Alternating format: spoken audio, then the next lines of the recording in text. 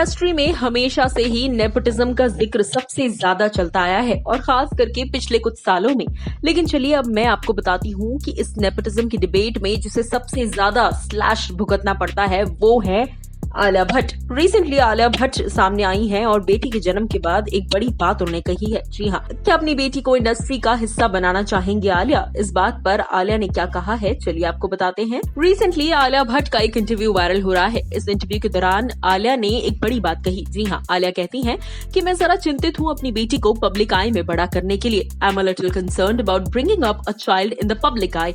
I talk about it with my friends, with my family and my husband a lot. I don't want there to be a sort of intrusion into my child's life because at the end of the day, I have chosen this path. But maybe my child may not want to choose this path when he or she grows up. So that's something that I have feeling very protectively about. उसी के साथ साथ recently Alia Bhatt से जब पूछा गया कि अगर उनकी बेटी एक्टिंग करना चाहे बड़े होकर तो वो क्या कहेंगी, जिस पर वो कहती हैं, I don't think that's something that I can really prepare and plan for.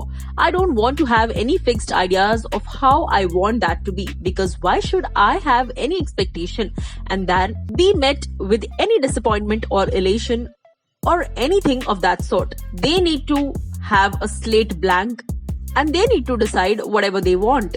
जी हाँ, यानी कि अगर उनकी बेटी या बेटा एक्टिंग करना चाहें या ना करना चाहें ये पूरी तरह से उनका कॉल होगा।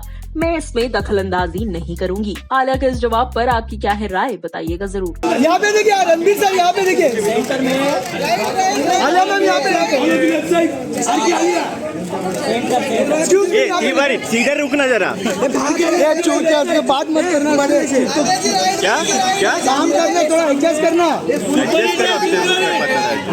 हर क्या लिया आपका, हर क्या लिया